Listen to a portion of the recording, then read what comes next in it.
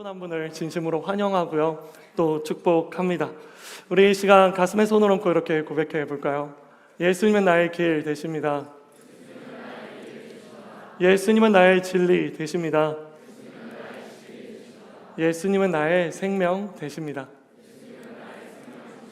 정말 우리가 고백한 대로 우리의 길이요 진리요 생명 되시는 예수님을 만나는 그런 귀하고 복된 예배가 되기를 예수님의 이름으로 축복합니다.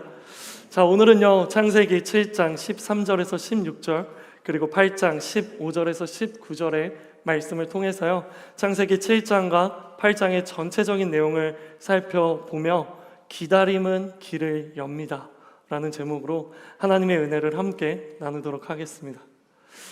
현재 우리가 살아가고 있는 시대를 나타내는 다양한 표현들이 있습니다. 그 중에서 저는 속도 중독성의 시대라는 표현이 가장 인상 깊었습니다. 속도 중독성의 시대. 바로 삶의 브레이크를 거는 법을 잊어버린 시대를 표현하는 말이죠. 엘리베이터를 타도 꼭 닫힌 버튼을 눌러야 직성이 풀리고, 차가 막히면 속이 들끓고, 한 손으로는 패스트푸드인 햄버거를 먹으면서 또 다른 한 손으로는 스마트폰을 들여다보고 있는 바로 그런 시대의 말입니다. 심지어 이메일을 주고받거나 오랜만에 한 사람을 만나게 되면 이렇게 인사합니다. 요즘 많이 바쁘시죠? 그러면 상대방은 굳이 바쁘지 않은데도 이렇게 대답해요. 정신없죠 뭐 라고 대답합니다. 왜일까요? 왜 우리는 바쁘냐고 묻고 바쁘지 않는데 바쁘다라고 이야기하는 것일까요?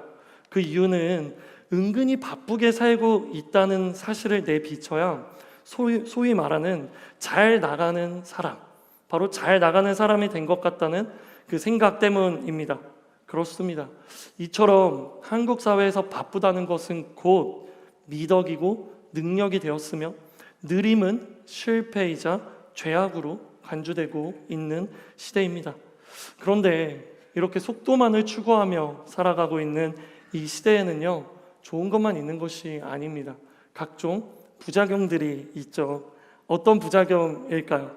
바로 앞만 보고 달려가느라 아름다운 주변 풍경을 눈에 담지 못하고 있고, 또 목표점을 향해 정말 전력 질주하다 보니까요 소중한 가족이나 내 주변의 소중한 친구들의 손을 놓치기도 된다는 바로 그런 부작용이 있죠.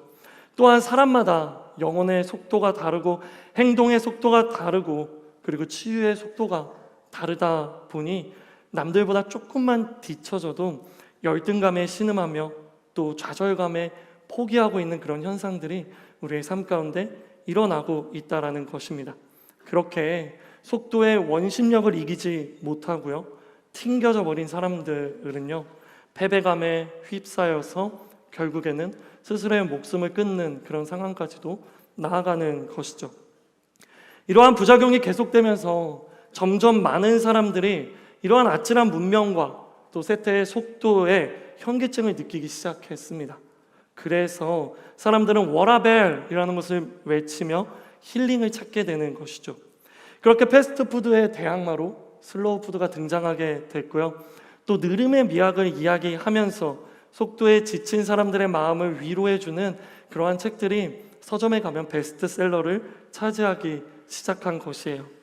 사랑하는 허브 공동체 여러분, 그렇다면 여기서 여러분에게 묻고 싶습니다. 여러분의 삶은 어떻습니까?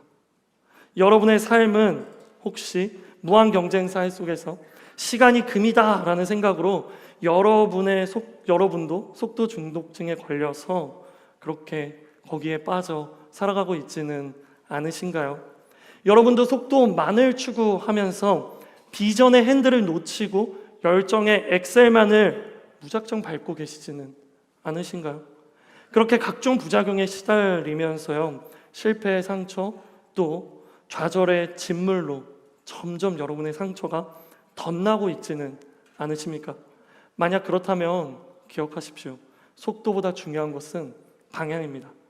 다시 말해 무작정 영적인 엑셀을 밟는 것보다 중요한 것은요 올바른 방향으로 나아가도록 하는 비전의 핸들을 붙잡는 것이다 라는 것이죠.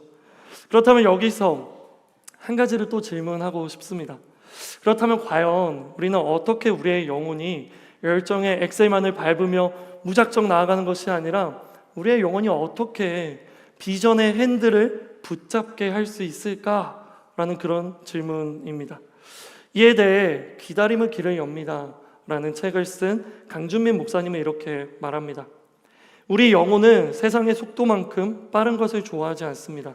느린 것을 좋아하며 조용한 것을 좋아합니다.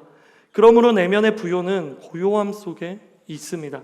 그런데 그 고요함은 기다림을 통해 주어지는 하나님의 선물입니다.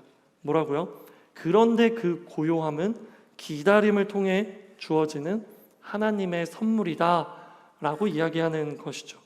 이 시간 먼저 여러분을 축복하기 원합니다. 나는 여러분 모두가 속도 중독증에서 벗어나 각종 부작용으로부터 회복되는 그러한 은혜가 있기를 예수님의 이름으로 축복합니다. 그리고 나는 여러분 모두가 기다림을 통해 주어지는 고요함으로 올바른 방향으로 나아가는 그런 비전의 핸들을 붙잡게 되는 그런 은혜가 가득하기를 예수님의 이름으로 축복합니다. 바로 이것을 우리가 오늘 살펴보기 위해서요, 오늘 본문 말씀으로 돌아가 기다림을 통해 새로운 역사의 길을 연 노아의 세 가지 기다림의 모습에 대해서요 함께 살펴보도록 하겠습니다. 사랑하는 여러분, 혹시 지난주 설교 말씀 기억하시나요? 지난주에 노아에 대해서 이서진 목사님께서 설교해 주셨는데요, 그때 노아가 방주를 만들기 시작했다라는 이야기를 우리가 들었죠. 그렇다면 여러분에게 묻습니다. 노아는 과연 몇 년 동안 방주를 만들었을까요?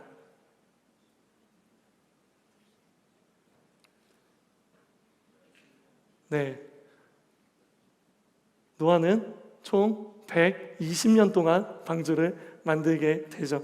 여러분의 표정을 보아하니 맞추신 분이 없는 것 같아서 약간 마음이 아프기도 하지만 또 죄송한 마음도 또 들기도 하네요. 너무 죄송합니다. 노아는 총 120년 동안 방주를 만듭니다. 이것을 우리가 어떻게 알 수 있죠? 바로 지난주에 살펴본 창세기 6장에서 하나님께서는 세상에 악이 가득 찼음을 보고, 그리고 사람의 마음이 항상 악하기만 한 것을 보면서요, 노아에게 이렇게 말씀하시는 것을 우리는 살펴보았어요. 우리 함께 창세기 6장 3절의 말씀을 읽어보도록 하겠습니다. 시작. 여호와께서 말씀하셨습니다. 내 영이 사람 안에 영원히 거하지 않을 것이니 이는 사람이 그저 육체를 뿐이기 때문이다. 그들의 날은 120년이 될 것이다. 아멘. 자, 이 부분에서 우리가 집중하기 원하는 것은 120년이라는 시간입니다. 하나님께서는 경건과 거룩을 잃어버린 사람들에게 하나님의 영을 거두실 것이다 라고 이야기하시죠. 그리고 하나님께서는 죄악으로 타락한 인간들과 내가 더 이상 함께 할 수 없다. 왜냐하면 나는 거룩하고 공의로운 하나님이기 때문이다 라고 말씀하시면서 나의 영이 이 땅 가운데서 거둘 것이다 라고 이야기해요. 그러면서 한 문장을 덧붙이세요. 그 문장이 바로 그들의 날은 120년이 될 것이다 라는 말씀입니다. 즉 하나님께서는요, 이 120년이라는 시간 동안 이 땅 가운데 심판을 유예하시겠다라는 거예요. 내가 120년 동안 너희에게 기회를 주겠다. 내가 120년 동안 너희가 돌이킬 수 있는 시간이라는 것을 주겠다. 하지만 그때에도 너희가 돌이키지 아니하면 나는 이 땅을 쓸어버릴 것이다. 바로 그렇게 120년이라는 유예 기간을 이 땅 사람들에게 주신다는 것을 우리는 지난주에 살펴보았습니다. 그리고 바로 이때부터 노아는요, 방주를 만들기 시작한 것입니다. 창세기 5장 17절과 18절입니다. 제가 읽어 드릴게요. 내가 곧 땅에 홍수를 일으켜 하늘 아래 생기가 있는 모든 육체를 다 멸절시키리니 땅에 있는 모든 것이 다 죽을 것이다. 그러나 너와는 내가 언약을 세우겠다. 너와 내 아들들과 내 아내와 내 며느리들은 방주 안으로 들어가라. 아멘. 하나님은 말씀하십니다. 내가 홍수를 일으켜서 이 땅의 모든 것을 다 죽일 것이다. 그리고 또 한마디를 하십니다. 그러나 너와 너의 가족은 내가 살릴 것이다. 그러니 방주로 들어가라. 이것이 하나님의 말씀이죠. 그때부터 노아는 곧바로 방주를 만들기 시작해요. 그렇게 노아는 하나님의 말씀대로 순종하며 방주를 만든 것이에요. 여기서 중요한 것은 하나님의 말씀대로 순종하여서 방주를 만들기 시작했다는 것입니다. 그리고 그 방주를 만드는 순종의 모습과 함께 무려 120년이라는 시간을 보내게 됩니다. 그러면 그러한 시간을 보내면서 노아는 무엇을 기다리고 있었을까요? 노아가 기다리는 것은 당연히 하나님께서 바로 이 땅에 홍수를 보내셔서 모든 것을 쓸어버리겠다고 하시는 하나님의 심판의 날, 바로 하나님이 말씀하시는 것을 행하는 그 날을 기다리고 있었을 것입니다. 그렇게 창세기 6장이 마무리되고요. 이제 창세기 7장으로 넘어오게 되는데요. 6장에서 7장 이 한 장을 넘기는데 성경은 120년의 시간이 흐르게 됩니다. 그 120년의 시간이 이 한 장의 공백에 존재하는 거예요. 즉 120년의 노아의 기다림이 존재하는 것이죠. 그리고 7장 1절로 넘어가면서 120년 동안 모세의 기다림이 어떠했는지를 집약해주는 그런 구절이 등장합니다. 우리 함께 창세기 7장 1절의 말씀도 함께 읽어보도록 할게요. 시작. 여호와께서 노아에게 말씀하셨습니다. 너와 내 모든 가족은 방주로 들어갈 거라. 이 세대 가운데 내가 내 앞에서 의로운 사람인 것을 내가 보았다. 아멘. 자, 방주를 완성한 노아에게 가족들과 함께 방주로 들어가라는 하나님의 음성과 동시에 하나님은 노아에게 또다시 이렇게 말씀하십니다. 너는 내 앞에서 의로운 사람이다. 너는 내 앞에서 의로운 사람이다. 혹시 이 말씀 어디서 들어본 적 없나요? 바로 지난주에 성경에 노아가 등장하면서 하나님께서 노아를 수식하시는 단어로 이렇게 수식하셨죠. 노아는 의로운 자고 완전한 자고 하나님과 동행하는 자다. 그래서 노아가 은혜를 입었다라고 창세기 6장에서 말씀하시잖아요. 근데 창세기 6장에서 의롭다라고 평가받은 노아, 창세기 7장에서도 여전히 의롭다고 평가받는 노아. 6장과 7장 굉장히 짧은 시간인 것 같지만 이 사이에 몇 년이 존재한다고요? 무려 120년의 시간이 존재한다라는 것입니다. 너는 내 앞에서 의로운 사람이다. 너는 120년 전이나 지금이나 내 앞에서 의로운 사람이다. 기억하십시오. 노아는 그때나 지금이나 변함없이 하나님 앞에서 의로운 사람이었습니다. 노아는 방주를 짓는 동안 지속된 사람들의 조롱과 또 비난 속에서도 하나님 앞에서 그 모습을 지키고 그 태도를 지킨 것입니다. 그렇게 노아는 변함없는 모습으로 여전히 의로운 사람이라 칭찬받고 여전히 완전한 자로 평가받으며 여전히 하나님께서 동행하시며 하나님의 구원을 입는 사람이 되는 것입니다. 바로 여기서 우리는 노아의 첫 번째 기다림의 모습을 발견할 수 있습니다. 다 함께 따라해 볼까요? 변함없는 모습으로 기다려야 합니다. 그렇습니다. 노아의 모습에는요 변함이 없었습니다. 얼마나요? 무려 120년이나 변함이 없었던 것입니다. 그런데 여기서 우리가 생각해야 할 것은요 이 120년이 어떠한 120년이었냐 하는 것이에요. 세상 사람의 온갖 조롱과 비웃음을 받은 120년이었습니다. 왜 쓸데없는 짓을 하느냐? 너는 왜 무엇을 기다리며 이렇게 방주를 짓고 있느냐? 왜 시간을 낭비하고 돈을 낭비하고 에너지를 낭비하며 너의 인생을 그렇게 허비하느냐? 이것이 바로 주변의 모든 사람들이 노아를 향해 조롱하는 말이었고 또 비난하는 말이었죠. 그런데 노아는 그 모든 조롱과 비난 속에서요 조금의 변함도 없었다라는 것입니다. 사랑하는 허브 공동체 여러분, 이런 노아의 모습을 기억하십시오. 그리고 이런 노아의 모습을 본받으십시오. 세상의 모든 사람들이 속도에 중독되어 방향성을 잃어버리며 악한 것을 향해 열정의 엑셀을 밟아 무궁무진하게 빠르게 달려가고 있는 이때 우리는 노아처럼 우리의 모습이 이 세대를 본받지 않도록 기다림으로 멈춰야 한다라는 것입니다. 바로 로마서의 말씀처럼 말입니다. 너희는 이 세대를 본받지 말고 오직 마음을 새롭게 함으로 변화를 받아 하나님의 선하시고 기뻐하시고 온전한 뜻이 무엇인지 분별하도록 하라. 바로 그렇게 우리는 멈추어 서서 하나님의 말씀을 기다리며 이 세대를 본받지 말고 하나님의 선하시고 기뻐하시고 온전하신 뜻이 무엇인지를 본받으며 하나님 앞으로 나아가야 한다라는 것입니다. 혹시 이 자리 가운데 세상의 외침과 기준에 흔들리고 있는 분들이 계십니까? 혹시 이 자리 가운데 세상의 조롱과 비난이 두려워 적당히 하나님과 타협하고 있는 분들이 계십니까? 이 시간 그런 분들을 축복합니다. 나는 여러분 모두가 노아처럼 어떤 상황에도 결코 변하지 않는 모습으로 하나님을 기다리는 여러분 되기를 예수님의 이름으로 축복합니다. 나는 여러분 모두가 세상이 아무리 우리를 조롱하고 비난한다 할지라도 그것에 결코 흔들리지 않고 언제나 의로운 모습으로 변함없이 하나님 앞에 나아가는 여러분 되시기를요 예수님의 이름으로 축복하는 것입니다. 이것이 바로 노아의 모습을 통해 우리가 첫 번째로 발견하는 기다림의 모습입니다. 자, 그럼 이어서 두 번째를 살펴보도록 하겠습니다. 창세기 7장 6절부터 10절까지의 말씀을요 함께 읽어보도록 하겠습니다. 시작! 땅에 홍수가 났을 때 노아는 600세였습니다. 노아와 그의 아들들과 그의 아내와 그의 며느리들이 홍수를 피해 방주로 들어갔습니다. 정결한 동물들과 정결하지 않은 동물들, 새들과 땅에서 기어다니는 모든 것들이 하나님께서 노아에게 명령하신 대로 암수 한 쌍씩 노아에게 와서 방주로 들어갔습니다. 7일이 지나자 땅에 홍수가 났습니다. 아멘. 자, 이제는 앞에서 말씀드렸던 120년의 시간이 지나고요. 이제 홍수가 터지는 그 시점으로 이제 넘어오게 됩니다.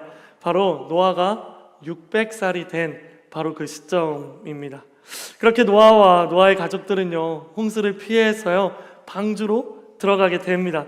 그리고 또한 하나님께서는 노아에게 명령하신 대로 정결한 짐승과 정결한 동물과 정결하지 않는 동물들도 방주로 넣으십니다. 여기서 잠깐, 정결한 동물, 정결하지 않은 동물도 방주에 탔다라는 것을 기억하시기 바랍니다.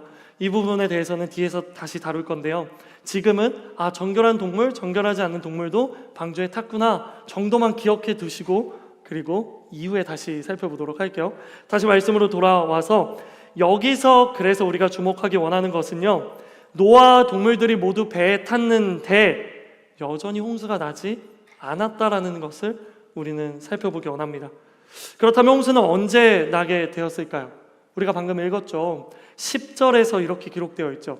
7일이 지나자 땅에 홍수가 났습니다.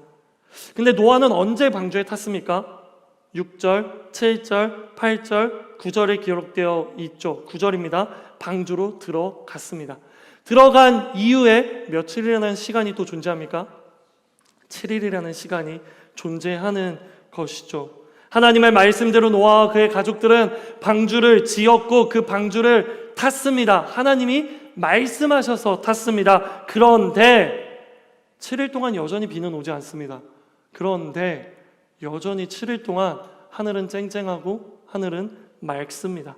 바로 여기서 노아의 두 번째 기다림의 모습을 살펴보려 합니다. 함께 따라해 볼까요? 노아의 두 번째 기다림의 모습은 이것입니다. 의심 없는 모습으로 기다려야 합니다. 이 목소리로는 기다릴 수 없을 것 같아요. 우리 한 800명 정도 있는 걸로 아는데, 제가 오늘 오전에 폴트 설교하고 왔는데요, 폴트에 한 80명 정도, 한 10분의 1 정도 있었는데 목소리가 거의 비슷했어요. 여러분, 우리 다시 한 번 더 두 번째 말씀 두 번째 우리 기다림의 모습을 한번 외쳐볼게요. 의심 없는 모습으로 기다려야 합니다. 아멘. 자, 여기서 우리는요 아주 중요한 영적인 원리 하나를 발견하게 돼요. 그것은 바로 하나님은 끝까지 우리의 믿음을 보신다라는 거예요. 조금 더 정확히 말하면 하나님은 우리의 믿음의 끝을 보신다라는 것입니다. 120년의 시간 중간중간에도요 노아에게는요 계속해서 의심의 물음표가 찾아왔을 거예요. 정말 홍수가 일어나는 걸까? 정말 방주를 만드는 게 의미가 있는 걸까? 120년 이후에 정말 이 땅에 하나님께서 홍수로 심판하시는 걸까? 이러한 의심의 물음표가 노아에게 찾아왔을 거라고 생각이 듭니다. 그런데요, 노아는요, 그렇게 찾아온 의심의 물음표는요, 크게 어렵지 않게 이겨냈을 거라고 생각해요. 왠지 아세요? 왜냐하면 하나님께서는 노아에게요, 방주를 만들라 라고 말씀하실 때부터 120년의 시간을 주겠다라는 말씀도 함께 했기 때문이에요. 비록 지금은 비가 올 것 같지 않고, 비록 지금은 홍수나 이 땅 가운데 심판이 일어날 것 같지 않아 보여도, 때로는 나에게 의심의 물음표가 와도 그래도 하나님께서 내게 명확하게 하신 말씀이 있으니까 이겨내야지. 그래, 하나님은 약속을 이루시는 분이야. 내가 그 하나님의 약속을 신뢰하면서 그래도 내가 한번 120년 동안 열심히 방주를 만들어 봐야지. 그렇게 120년 동안 중간중간 찾아온 의심의 물음표를요, 노아는요, 크게 어렵지 않게 이겨냈을 거라고 생각이 듭니다. 그런데 120년이 지나고 방주가 완성되고 이제는 방주 안으로 들어갔습니다. 하나님께서 방주에 올라타라 말씀하셨고, 그 말씀을 듣고 노아는 방주에 탄 거예요. 그런데 여전히 비는 오지 않습니다. 여전히 하늘은 맑고 햇빛은 쨍쨍합니다. 그렇게 무려 7일이라는 시간이 흐르게 됩니다. 저는 노아에게 가장 큰 어려움의 시간이 바로 이 7일의 시간이지 않았을까라는 생각이 듭니다. 120년보다 이 7일이 노아가 느끼기에는 더욱더 고통스럽고 괴로운 시간이지 않았을까라는 생각이 듭니다. 그렇게 노아의 마음속에, 믿음 속에 의심의 물음표, 불안의 물음표가 수도 없이 찾아왔을 것입니다. 우리도 그렇지 않습니까? 우리도 누구나 하나님의 말씀과 은성을 명확하게 들으면 그 말씀에 순종하려고 하죠. 너무나도 강력한 하나님의 말씀이기 때문에 감히 거절할 수 없고, 순종한다라고 말하는 것도 조심스러워서 하나님께서 나를 순복하게 하신다라는 표현을 쓰며 하나님의 말씀에 나아가는 거죠. 그 말씀을 기억하고 지키기 위해 치열하게 분투하죠. 하지만 하루가 지나고, 이틀이 지나고, 한 달이 지나고, 1년이 지나고, 10년이 지나도 여전히 조금 더 변함없는 상황을 보며 낙심이 찾아오기 시작하는 것입니다. 그렇게 하나님이 하신 말씀과 약속에 물음표가 찾아오고요. 그렇게 찾아온 물음표는 우리가 가지고 있던 확신의 느낌표를 희미하게 만들어 버립니다. 그리고 결국 그렇게 우리는 완전히 좌절하고 낙심하면서 무너지게 되는 것이죠. 저 또한 그랬습니다. 아시는 분은 아시겠지만 저는 고등학교 1학년 때 처음 교회라는 곳을 가봤습니다. 저희 부모님은 교회를 다니지 않으셨고요. 교회를 다니는 이모를 통해서 처음 예배당에 나간 것이 고등학교 1학년에서 2학년 올라가는 겨울방학이었어요. 제가 왜 교회 간 줄 아세요? 제가 교회 가면 이모가 저에게 용돈을 준다고 했어요. 그래서 그 당시에 돈이 많이 필요했던 저는 용돈을 받기 위해 교회에 나가기 시작했습니다. 그런데 그때부터 하나님의 계획과 하나님의 섭리도 시작되기 시작했습니다. 그렇게 고등학교 1학년 때 처음 교회를 나가고 고등학교 3학년이 되었을 때 하나님께서 저를 만나 주셨습니다. 저는 확신 있게 말합니다. 내가 하나님을 만난 게 아니라 하나님이 나를 만나 주셨다라고 저는 확신합니다. 그리고 그 만남 가운데 하나님께서 제게 사명을 주시고 비전을 주셨습니다. 그래서 하나님 앞에 이렇게 고백했습니다. 하나님, 제가 신학교 가겠습니다. 제가 목회자가 되겠습니다. 제가 하나님의 종이 되겠습니다. 그렇게 수능 100일 전 진로를 바꾸고 수능을 보고 신학교에 지원하게 됩니다. 그런데 신학교에 떨어지게 됩니다. 그때 제가 신학교에 떨어졌다고 언제 느꼈는 줄 아세요? 성적표를 받았을 때? 아니잖아요. 수능 끝나는 종소리가 울릴 때 딱 알잖아요. 아, 망했다. 좀 잘 본 것 같은데? 약간 그 종이 울릴 때 딱 느껴지잖아요. 제가 그 종이 딱 울렸을 때 직감적으로 깨달았어요. 망했다. 그리고 나서 제가 가장 먼저 간 곳이 어딘 줄 아세요? 하나님 앞에 갔습니다. 교회로 갔어요. 기도의 자리로 갔어요. 그리고 거기 앉아서 하나님 앞에 기도했어요. 뭐라고 기도했을 것 같아요? 이 또한 하나님의 뜻이 있습니다. 그리 아니하실지라도 내가 나아가겠습니다. 이렇게 기도했을까요? 그렇지 않아요. 제가 그때 그 자리에 엎드려서 하나님 앞에 온갖 불평과 원망으로 고백했습니다. 하나님, 어떻게 나한테 이럴 수 있어요? 하나님, 내가 하고 싶은 거 하겠다는 것도 아니고 하나님이 말씀하셨고 하나님이 약속하셨고 하나님이 가라고 해서 그래서 내가 신학교에 지원하려고 하는데 하나님 어떻게 나한테 이럴 수 있습니까? 왜 내가 이래야 합니까? 이것이 제가 하나님 앞에서 쏟아냈던 저의 불평이었고 원망이었습니다. 그렇게 재수를 하며 한동안 하나님 앞에서 불평하며 원망하는 시간들을 보냈습니다.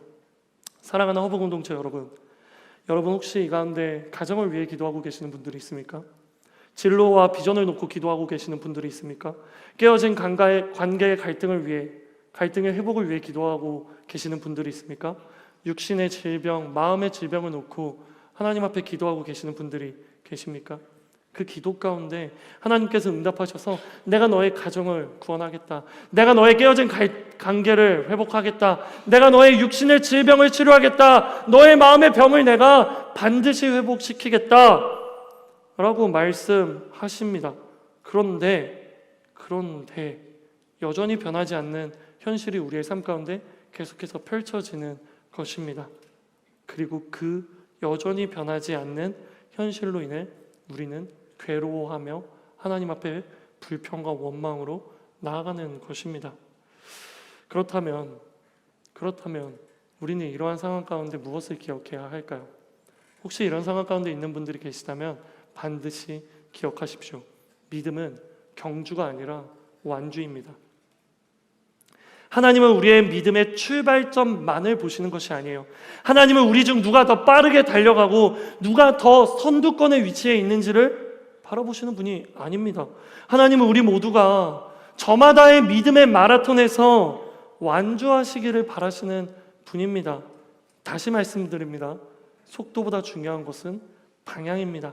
방향이 틀리면 우리가 아무리 빨리 가도 아무리 최선을 다해 가도 최종 목적지에는 도착할 수 없는 것이죠. 즉 믿음의 완주를 할 수는 없는 것입니다. 그러니 사랑하는 허브 공동체 여러분, 속도를 늦추고 방향을 잡으십시오. 그리고 그 방향을 잡았다면 조금 더딜지라도, 조금 느릴지라도, 조금 늦게 시작했을지라도 여러분에게 열린 그 최종 목적지를 향해 나아가십시오. 그렇게 신앙의 마라톤, 믿음의 마라톤을 완주하시는 여러분 되기를 간절히 소망합니다. 그렇게 끝까지 하나님을 의심하지 않고 기다리면서 하나님, 나의 방향이 어디입니까? 내가 어느 곳으로 나아가야 합니까? 기다리면서 하나님 앞에 나아가는 것이죠. 언제까지요? 하나님의 때가 찰 때까지요. 언제까지요? 하나님이 행하실 때까지요. 하나님께서 하나님의 방법으로 하나님께서 일하시는 바로 그때까지 우리는 나아가야 하는 거예요. 어떻게? 의심하지 않고 반드시 이루시고 성취하시는 하나님을 보며 7일 동안의 공백기가 있었지만 7일 이후에 뭐라고 기록되죠? 홍수가 났습니다 라고 기록된 것처럼 10년이 지났지만 10년이 지났습니다. 그런데 10년 후에 너희의 가정이 구원을 받았다. 10년이 지났는데 너희가 너희의 비전과 사명을 찾아 그 길로 걸어갔다 라고 기록될 수 있는 바로 그런 은혜가 여러분 모두에게 가득하기를요 예수님의 이름으로 축복합니다. 아멘. 이 시간 여러분을 또 축복하고 싶어요. 나는 여기 있는 여러분 모두가 저마다의 신앙의 길을 완주하는 여러분 되기를 예수님의 이름으로 축복합니다. 나는 여기 있는 여러분 모두가 비록 수많은 믿음의 의심표, 무슨 말이죠? 믿음의 의심표? 믿음의 물음표, 의심의 물음표를 만난다고 할지라도 그럼에도 불구하고 의심하지 않고 최종 목적지를 향해 끝까지 달려나가는 여러분 모두가 되기를요 예수님의 이름으로 축복합니다. 이것이 바로 노아의 모습을 통해 발견하는 두 번째 기다림의 모습입니다. 자, 다음 이어서 창세기 8장 1절부터 5절까지의 말씀을 함께 읽어볼게요. 시작. 하나님께서 노아와 그의 함께 방주 안에 있던 모든 들짐승과 가축을 기억하시고 땅에 바람을 보내시니 물이 줄어들었습니다. 기쁨의 샘들과 하늘의 창들이 닫히고 비가 하늘에서 그쳤습니다. 물이 땅에서 점점 줄어들어서 150일 후에는 물이 많이 빠졌습니다. 방주가 일곱째 달 곧 그 달 17일에 아라랏산에 머물게 됐습니다. 물이 열째 달까지 계속해서 빠졌고 열째 달 곧 그 달 1일에 산봉우리들이 드러났습니다. 아멘. 자, 변함없이 방주를 만들기 위해 홍수가 오기를 기다리고 변하지 않는 상황 속에서 의심 없이 믿음의 완주를 위해 그 자리를 지킨 노아. 그 노아의 방주가 문이 닫히고 이제 본격적으로 비가 내리기 시작합니다. 성경을 읽어보면요, 40일 밤낮 없이 비가 내렸다고 기록되어 있어요. 그리고 그 비가 무려 150일 동안 땅 위에 범람했다라고 기록합니다. 그뿐입니까? 그리고 그로 인해 하늘 아래에 있는 모든 높은 산이 다 물에 뒤덮였으며 땅 위에 있는 모든 움직이는 모든 것들과 모든 사람이 다 죽었다라고 기록하고 있습니다. 그렇게 하나님의 심판이 도래했습니다. 그렇게 하나님은 공의로서 자신의 뜻을 이루셨습니다. 하지만 8장으로 넘어가니 하나님께서는 노아를 기억하셨다라고 기록하죠. 그리고 노아에게 무엇을 보내주십니까? 바람이라는 것을 보내주시며 땅에 물을 줄여 나가십니다. 그렇게 무려 10달 넘게 물이 조금씩 빠지기 시작했고 마침내 산봉우리가 드러나기 시작합니다. 여기서 질문. 하나님께서는 한 번에 물을 빼실 수 있으셨을까요? 없으셨을까요? 근데 하나님은 왜 10달 동안이나 천천히 물을 빼셨을까요? 맞아요. 하나님은 노아에게 계속해서 기다림의 훈련을 시키시는 거예요. 내가 이거 한 번에 뺄 수 있는데 노아야, 너는 기다림의 훈련을 이 시간 가운데 더 해라. 내가 이거 한 번에 물을 다 뺄 수 있지만 내가 10달 동안 이 물을 뺄게. 그러면서 내가 너의 기다림의 그 끝을 한번 볼 거야. 너가 어디까지 순종하는지, 네가 어디까지 기다리는지 내가 너의 모습을 한번 지켜볼게 라는 하나님의 템프테이션이 아니라 테스트이지 않았을까라는 그런 생각이 듭니다. 그렇게 노아가 탄 방주가 서서히 무채 올라타게 되고요. 그러자 노아가 한 가지 아주 특별한 행동을 해요. 그것이 무엇입니까? 창세기 8장 6절부터 8절까지의 말씀을 한번 읽어볼게요. 시작! 40일 후에 노아는 자신이 만든 방주의 창문을 열었습니다. 그가 까마귀를 내보내니 그 까마귀는 물이 땅에서 마를 때까지 날아다녔습니다. 노아가 이번에는 물이 땅에서 줄어들었는지를 알아보기 위해 비둘기를 내보냈습니다. 아멘. 자, 먼저 중요한 것은요, 방주에 뭐가 있었다? 창문이 있었다라는 것이 굉장히 중요합니다. 왜냐하면 이 창문에 우리가 반드시 집중해야 돼요. 볼펜에 있으신 분들은 밑줄 그어주시겠어요? 창문에 동그라미 쳐주세요. 그리고 그 창문을 열게 되죠. 노아가 타고 있는 방주에는요, 그 창문은요 오직 한 곳에만 있었습니다. 그 창문은요 앞도 아니고요, 뒤도 아니고요, 양옆도 아니라 그 창문은요 바로 하늘, 천장에 있었다는 것을 기억하시기 바랍니다. 바로 그 창문을요 노아가 열었습니다. 그러자 노아가 무엇을 발견합니까? 바로 비가 그친 것을 발견합니다. 맑은 하늘을 노아가 발견하게 되는 거예요. 사실 저 같았으면요, 성격이 굉장히 급해서 뭐 까마귀를 날리거나 혹은 뭐 비둘기를 날리거나 그러지 않고 제가 자꾸 이렇게 올라갔을 것 같아요. 그래서 내가 목을 이렇게 빼고 비가 그쳤나, 하늘이 어떻나, 물은 좀 빠졌나 매일같이 이렇게 확인했을 것 같아요. 그리고 물이 줄어들었다면 곧바로 방주의 문을 열어라, 내가 이제 나가겠다 하면서 방주 밖으로 나갈 채비를 하고 문을 열었을 것 같아요. 그런데 노아는요 그렇게 하지 않았습니다.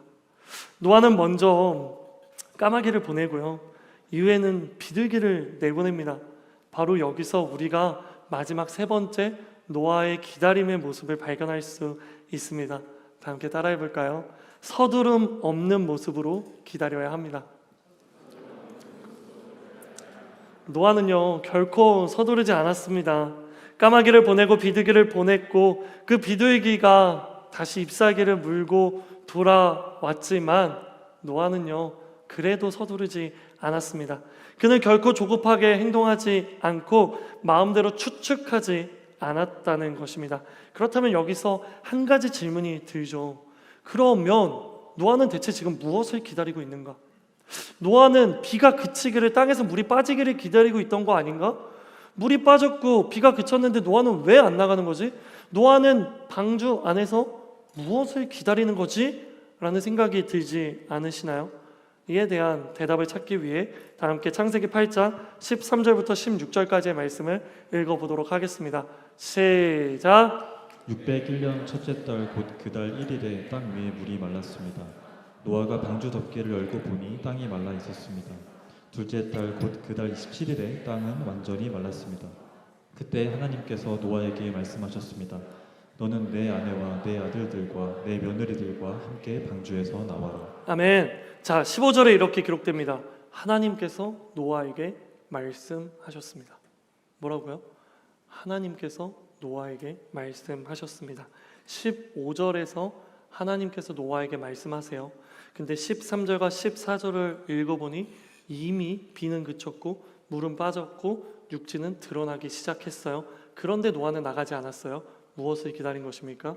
노아는 하나님의 말씀을 기다리는 것입니다. 노아는요 하나님의 말씀이 있을 때까지 서두르지 않았습니다. 노아는 하나님의 말씀으로 나가라 할 때까지 결코 나가지 않은 것입니다. 이걸 통해 우리가 발견할 수 있는 것은 노아가 기다린 것은 결코 물이 마르기를 기다렸다는 것이 아니라는 거죠. 노아가 기다리는 것은 육지가 드러나고 땅이 완전히 마르기를 기다렸다는 것이 아니라는 거죠. 기억하십시오. 노아가 기다린 것은 하나님의 말씀입니다. 나와라. 방주에서 나와라. 사랑하는 청년 여러분, 여러분은 무엇을 기다리고 있습니까? 여러분은 어떠한 것들을 기다리며 지금 이 자리 가운데 있습니까? 우리는 이것을 명확하게 해야 해요. 노아는 하나님께서 말씀하시니 방주를 만들기 시작했어요. 중요합니다. 노아는 하나님께서 말씀하시니 방주를 만들기 시작했고요. 노아는 하나님께서 말씀하시니 방주에 올라타게 됐습니다. 노아는 하나님이 말씀하시니 방주 안에 머무른 거예요. 그리고 이제 노아는 하나님이 말씀하실 때까지 나가지 않기로 작정한 것입니다. 노아는 당연히 하나님의 말씀이 있을 때 바로 그때 방주에서 나갈 때라는 그러한 확신과 믿음이 있었어요. 비가 그치고 물이 줄어들고 땅이 마르고 비둘기가 잎사귀를 물어오고 그런 거 노아에게는 전혀 아무런 의미가 없는 것이었습니다. 노아는 오직 하나님의 말씀만을 기다리고 있습니다. 여러분, 제가 아까 여러분에게 물어봤죠. 여러분, 가정의 구원을 놓고 기도하시는 분들, 육체의 회복, 마음의 질병의 회복을 놓고 기도하고 계시는 분들, 또 깨어진 갈등과 관계를 놓고 기도하시는 분들이 있냐고 물어봤죠. 여러분, 그걸 기도하면서 무엇을 기다립니까? 무엇을 기다려요? 나의 관계가 깨진 관계가 회복되는 것을 기다립니까? 육체가 회복되는 그것을 기다립니까? 마음의 질병이 치유받는 그것을 기다립니까? 만약 그것만을 기다린다면 우리는 노아와는 다르게 비가 그치기만을 기다리는 사람들입니다. 땅이 마르기만을 기다리는 사람입니다. 바로 우리를 힘들게 하고 우리를 어렵게 하는, 우리를 감싸고 있는 상황과 여건이라는 바로 그것이 해결되기만을 기다리고 있는 사람들인 것이죠. 그런데요, 여러분, 노아는요 상황과 여건이 해결되는 것을 기다린 게 아니에요. 노아는요 보다 본질적인 것을 기다렸습니다. 그 본질이 뭐라고요? 하나님의 말씀이라고요. 하나님과의 관계라고요. 하나님의 일하심, 하나님의 역사하심, 바로 그것을 노아는 기다리고 있었다라는 것입니다. 사랑하는 청년 여러분, 무엇을 기다려야 할지를 명확하게 파악하십시오. 이것이 바로 기다림의 핵심입니다. 기다리긴 기다리는데 무엇을 기다리는지 알지 못한 것처럼 미련하고 어리석은 기다림이 어디 있습니까? 우리는 하나님의 말씀을 기다릴 뿐입니다. 우리는 하나님의 음성만을 기다릴 뿐입니다. 그리고 그 음성과 말씀이 우리에게 임할 때 바로 그때가 내가 움직일 그때라는 믿음을 가지고 기다리는 것이죠. 이 시간 여러분을 축복합니다. 나는 여러분 모두가 하나님의 음성만을 기다리는 하나님의 자녀들이 되기를 예수님의 이름으로 축복합니다. 나는 여러분 모두가 하나님의 음성만을 기다리는 저력이 있는 사람이 되어 하나님이 말씀하시면 나아가고 가멈추라 하면 멈추는 그런 여러분들이 되기를 주님의 이름으로 축복합니다. 그런데 한 가지 문제가 있죠. 어떤 문제요? 하나님의 말씀을 기다리겠다고 하나님 앞에 고백하고 결단하는데 어떤 문제가 있냐면 하나님의 말씀을 알거나 듣는 것이 결코 쉽지 않다는 문제가 있죠. 내 마음 가운데 수많은 외침들이 울려 퍼집니다. 주변에 수많은 사람들이 이런저런 조언들을 합니다. 내 마음 가운데 이게 하나님의 뜻인 것 같은데 이거는 사단의 음성인가?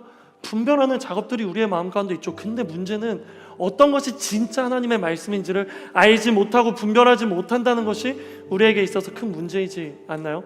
하나님의 말씀을 기다리겠다고 고백하지만 그 말씀이 울려 퍼졌을 때 정말 그 말씀이 하나님의 말씀인지 알지 못하면 붙잡을 수 없잖아요. 그러면 우리의 고백과 결단이 무슨 의미가 있습니까? 그러기 위해 우리는요, 이 시간 마지막으로 하나님께 한 가지 질문을 던져야 돼요. 그 질문이 뭐냐면요, 노아는 어떻게 하나님의 말씀들과 음성들을 그렇게 세밀하게 들을 수 있었을까 하는 그러한 질문이에요. 그 비밀이 어디에 있는 줄 아세요? 그 비밀은요, 제가 아까 여러분에게 기억해 주세요 라고 했던 거 기억나죠? 정결한 동물, 정결하지 않은 동물들이 방주에 같이 탔다고 제가 말씀드렸죠. 바로 거기에 있어요. 그 배에 탄 정결한 동물의 수와 정결하지 않는 동물의 수를 알고 계신 분들이 있나요? 방주에는요, 정결한 동물들은 각각 7쌍씩, 그리고 정결하지 않은 동물은 모두 2쌍씩 방주에 탔습니다. 그렇습니다. 정결하지 않은 동물의 수보다 정결한 동물의 수가 더 많은 것입니다. 이것이 무슨 의미예요? 이것이 무슨 의미입니까? 정결한 동물은 왜 필요하죠? 무엇을 위해 필요하죠? 바로 제사를 위해 필요하잖아요. 기억하십시오. 노아는 배에 타 있는 1년 10일의 시간 동안 그저 누워있던 것이 아닙니다. 노아는요, 그 안에 있는 정결한 동물을 가지고 치열하게 끊임없이 자신의 죄를 회개하고 또 고백하는 제사를 드린 것입니다. 즉, 노아는 예배를 드렸다라는 것이에요. 이것이 바로 노아가 하나님의 음성을 그토록 세밀하게 발견할 수 있었던 방법입니다. 사랑하는 청년 여러분, 여러분도 하나님의 음성을 듣고 싶으십니까? 하나님의 음성을 듣고 싶으십니까? 하나님의 말씀만을 기다리고 있습니까? 그렇다면 여러분은 얼마나 치열하게 하나님 앞에 예배하고 있습니까? 여러분은 얼마나 집중력 있게 하나님 앞에 예배하고 계십니까? 예배가 뭡니까? 예배는 하나님과의 만남이죠. 예배는 하나님께서 우리에게 원하시는 가장 큰 한 가지이자 우리에게 가장 긴밀하게 다가오시는 통로이자 거룩하고 은혜로운 시간들, 순간들이죠. 바로 그런 예배에 여러분은 얼마나 집중하고 있느냐 물어보는 것입니다.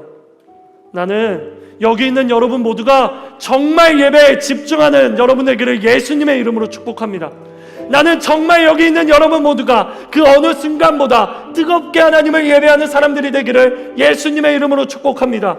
그것이 바로 우리가 하나님의 말씀을 기다리며 해야 할 유일한 한 가지예요. 예배와 다른 것을 타협하지 마십시오. 이만하면 됐지. 그런 생각을 가지며 스스로 만족하지 마십시오. 끝없는 갈망으로 하나님을 예배하며 나아갈 때 그제서야 비로소 우리는 하나님과 더욱더 긴밀해질 것이고, 그제서야 우리의 죽어있는 영혼이 살아나고 무감각해져 있는 영혼이 민감해지며 자고 있는 영혼이 일어날 것입니다. 우리의 영혼이 민감하게 깨어나게 될 때 우리는 비로소 그제야 우리에게 말씀하시는 하나님의 음성을 들을 수 있다라는 것이죠. 하나님 우리에게 말씀하시죠. 너는 내게 부르짖으라. 그리하면 내가 내게 응답하겠고 내가 알지 못하는 크고 은밀한 일을 보여줄 것이다. 뭐라고요? 이 모든 것의 시작이 뭡니까? 너는 내게 부르짖으라. 부르짖다라는 것은요, 하나님을 향한 간절함의 표현입니다. 부르짖다라는 것은요, 하나님, 내가 하나님의 음성을 듣고 싶습니다. 하나님, 내게 말씀하여 주시옵소서. 하나님, 내가 하나님 앞에 바로 서게 하여 주시옵소서. 내가 정말 주님 앞에 바로 서서요, 하나님 내게 하시는 그 말씀을 내가 듣고 싶어요. 그러니 하나님, 나의 예배 가운데 임하여 주시옵소서. 바로 이것이 우리가 드려야 하는 예배의 진정성이라는 것입니다. 사랑하는 여러분, 이 시간 마지막으로 여러분을 축복하고 말씀을 마치려 합니다. 이러한 축복이 여러분의 삶 가운데 가득하게 원하시는 분들만 아멘으로 화답하십시오. 나는 여러분 모두가 치열하게 하나님을 예배하는 예배자가 되기를 예수님의 이름으로 축복합니다. 나는 여러분 모두가 그러한 예배자가 되어 하나님의 음성을 듣고 여러분에게 열리는 길을 나아가는 여러분 되기를 예수님의 이름으로 축복하는 것입니다. 우리 이 시간 들은 말씀을 놓고 함께 기도하며 나아가기 원합니다. 여러분, 죄송한데요, 앉아서 기도할 수 없습니다. 일어나실 수 있는 분들 다 일어나세요. 우리의 간절함을, 우리의 치열함을, 우리의 진정성을 하나님 앞에 보여드리세요. 그리고 하나님 앞에요, 이렇게 기도해봐요. 하나님, 내가요 세상의 속도에 중독되어 하나님을 바라보지 않고 세상의 기준에 맞춰서 내가 하나님 아버지 그동안 비전의 핸들을 잡지 못하고 열정의 엑셀만 밟으며 하나님 아버지 나아갔습니다. 그런데 하나님, 이제는 노아의 모습을 본받아 하나님 앞에 기다리는 사람이 되게 하여 주시옵소서. 하나님 앞에 멈추는 사람이 되게 하여 주시옵소서. 내가 멈췄을 때, 내가 기다릴 때 하나님의 음성을 듣고 내가 어디로 나아가야 하는지 비전의 핸들을 붙잡는 그런 내가 되게 하여 주시옵소서. 우리 이 시간 이러한 기도 제목으로 함께 하나님 앞에 기도하며 나아가기 원합니다. 기도하겠습니다. 주여, 하나님, 하나님 내가 멈추게 하여 주시옵소서. 하나님 내가 기다리게 하여 주시옵소서. 내가 멈추어서서 기다려서서 하나님을 바라보게 하여 주시옵소서. 내가 가고 싶은 곳으로 가는 것이 아니라 내가 하나님 아버지 원하는 곳으로 나가는 것이 아니라 하나님의 기도하는 것, 하나님의 말씀하시는 그곳, 하나님 그곳으로 내가 나아가기 위해 정말 하나님 아버지 내가 하나님 앞에 기다리겠습니다. 멈춰 서겠습니다. 하나님, 비전의 핸들을 붙잡게 하여 주시옵소서. 비전의 핸들을 붙잡게 하여 주시옵소서. 하나님 앞에 기다리는 사람들이 되시오다. 예수 그리스도의 이름으로 선포하오니 우리를 조급하게 만드는 모든 악의 영들아 물러갈지어다. 예수 그리스도의 성령의 충만함으로 말미암아 내가 정말 자신한테 엎드리는 그런 내가 있을지어다.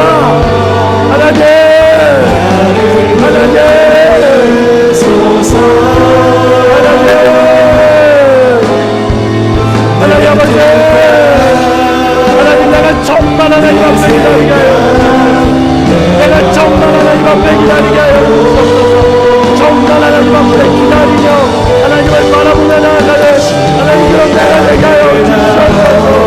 하나님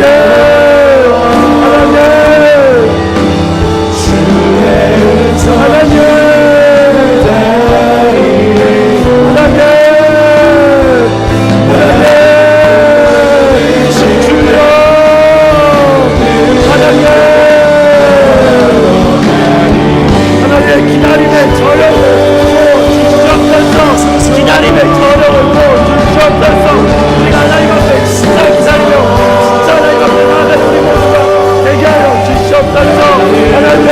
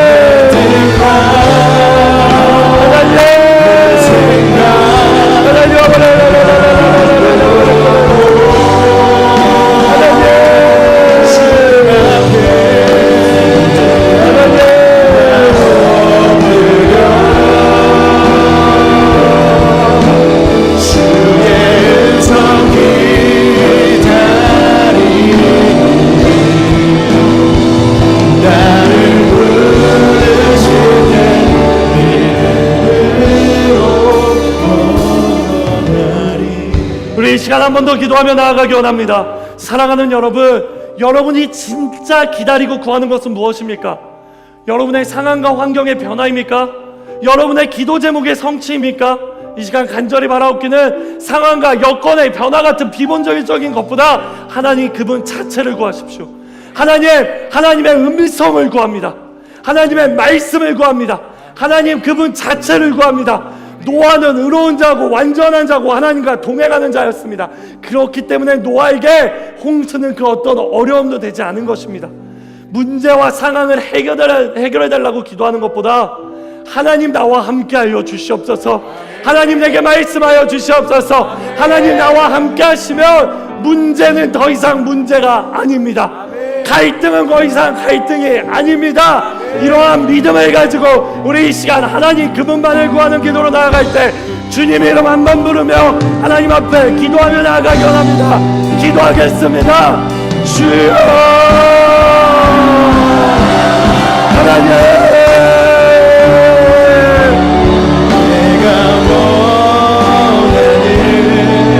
내가 하나님을 구하겠습니다.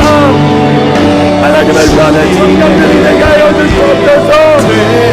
하나님을 구하는 청년들이 되게 하여 주시옵소서. 하나님을 구하는 청년들이 되게 하여 주시옵소서. 하나님을 구하는 청년들이 되게 하여 주시옵소서. 하나님을 구하는 청년들이 해지어다. 하나님을 구하는 청년들이 해지어다. 하나님 하나님을 구하는 하나님을 구하는 청년들이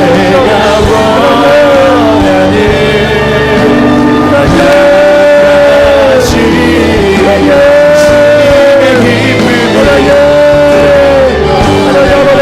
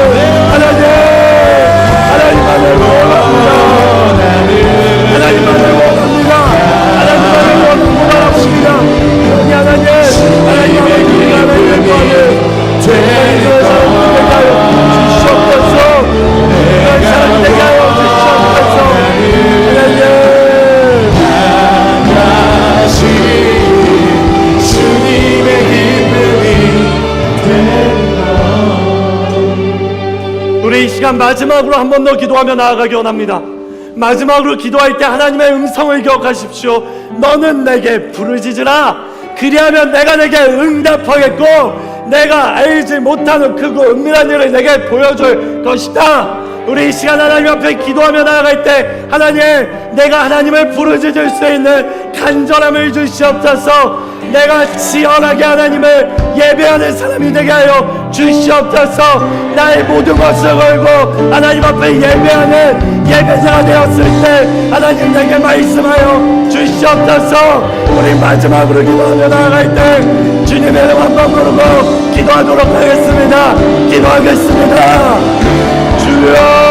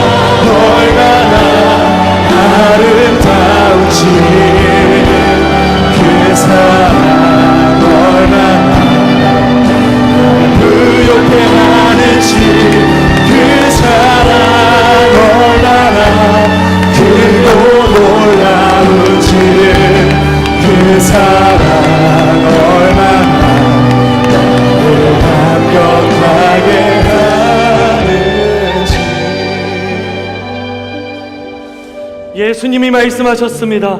하나님은 영이시니 예배하는 자가 영과 진리로 예배할지니라. 하나님은 우리에게 말씀하셨습니다. 너희 몸을 거룩한 산 제물로 드려라. 이것이 너희가 드릴 영적 예배니라. 사랑과 내가 풍성하신 하나님, 우리가 하나님을 예배할 때에 자격 없는 우리의 힘이 아니라, 능력 없는 우리의 능력이 아니라 정말 우리의 영 되시는 하나님의 영 되시는 성령 하나님을 의지하며 예배하겠습니다. 더러운 우리의 죄를 맑게 씻어주시는 예수 그리스도의 보혈을 의지하며 하나님을 예배하겠습니다. 내가 예배에 타협하지 않고 하나님 앞에 치열하게 온전히 하나님 앞에 나아갈 때 내게 하시는 하나님의 음성을 듣게 하여 주시옵소서. 내게 말씀하시는 하나님의 약속을 듣게 하여 주시옵소서.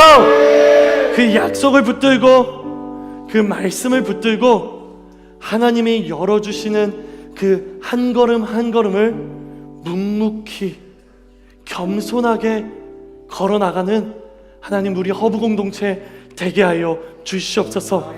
속도의 중독에 빠져 비전의 핸들을 놓고 열정의 엑셀만을 밟으며 나아가는 것이 아니라 조금 느리게 갈지라고, 조금 더디게 갈지라도 하나님이 말씀하시는 명확한 비전의 핸들을 붙잡으며 우리가 나아가야 할, 그게 우리의 오리지널 디자인으로서 우리가 살아가야 할 그 삶을 살아가는 우리 모두가 되게 하여 주시옵소서.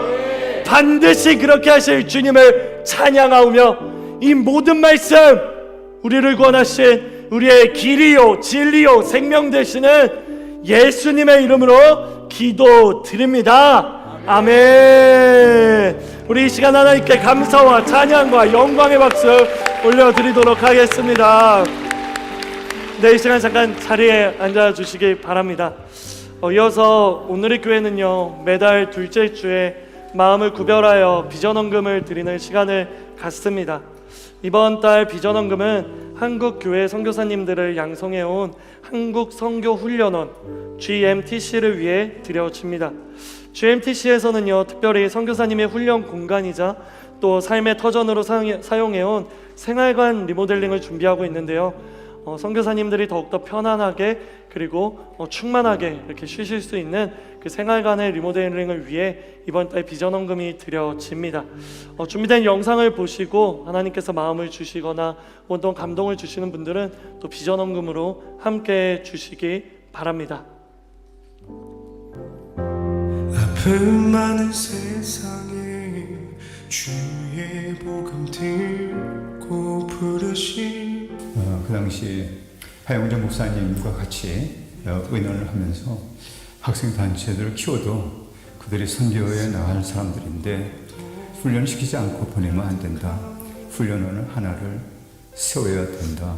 라는 의견을 나눴다고. 한 목사님과 함께 홍정길 목사, 옥하는 목사, 그분들이 아니었다면 진행해내기가 힘들었을 거예요. 내 삶을 전혀 돌볼 수 없을지 모르겠지만 아들이 선교를 위해서 바치려 했던 그 돈을 아들이 생각했던 그 생각대로 써달라고, 그게 1억이에요. 그것이 여기 이 땅, 이 집을 사서 그 정신을 잊지 않기로 결심했죠. 그래서 여기 현관에 보면은 거기에 편말이 있을 거예요. 저희가 처음에 이렇게 훈련이 시작되고요, 또 선교 훈련을 받고자 하는 선교사들이 많이 오기 시작했어요. 저희는 온 가족이 모여서 훈련하는 것을 지향합니다. 그래서 한국 교회가 함께 마음을 모아서 선교사님들을 위한 숙소를 또 마련하기 시작했죠.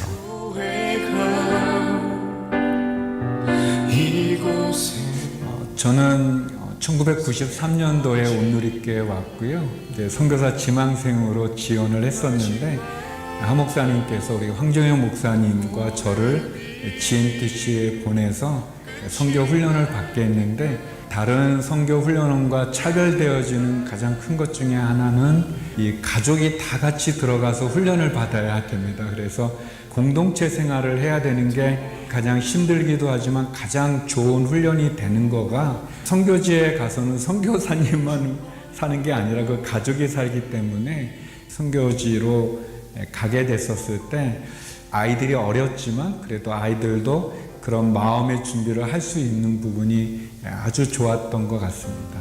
어쩌면 내 삶을 전혀 돌볼 수 없을지 모르겠지. 오랜 동안 수리를 해왔는데 이제 수리해서 쓰는데 한계를 좀 느끼게 되었죠. 너무 감사하게 생활하고 있는데 문은 다 이제 아기가 안 맞아서 윗집에서 문을 닫을 때 소리가 다 들리고, 냄새 같은 것도 이제 다 위아래 올라오고 내려가고 해서. 저희 집이 물이 좀 새서요. 그 훈련 기간 동안에 계단도 좁아서 짐 옮길 때 좀 힘들었던 것 같아요. 벌레 잘 나오고. 이번 비전헌금은 한국 교회 선교사들을 양성해온 GMTC를 위해서 드려집니다. 오랫동안 사용해온 생활관이 너무 낙후되어 이제 더 이상은 지체할 수 없어 리모델링을 계획하게 되었습니다. 이 귀한 일에 우리 온누리교회 성도들의 비전헌금이 밑거름이 되어서 이제 우리 선교사님들을 양성하는 훈련에 차질이 없도록 우리가 함께 기쁨으로 헌신하기를 원합니다. 감사합니다. 마지막 호흡이 끝이 날 때까지 나는 나가리 그날에. 네, 이 시간 자리에서 일어나서 봉헌 찬양함으로 하나님께 나아가도록 하겠습니다.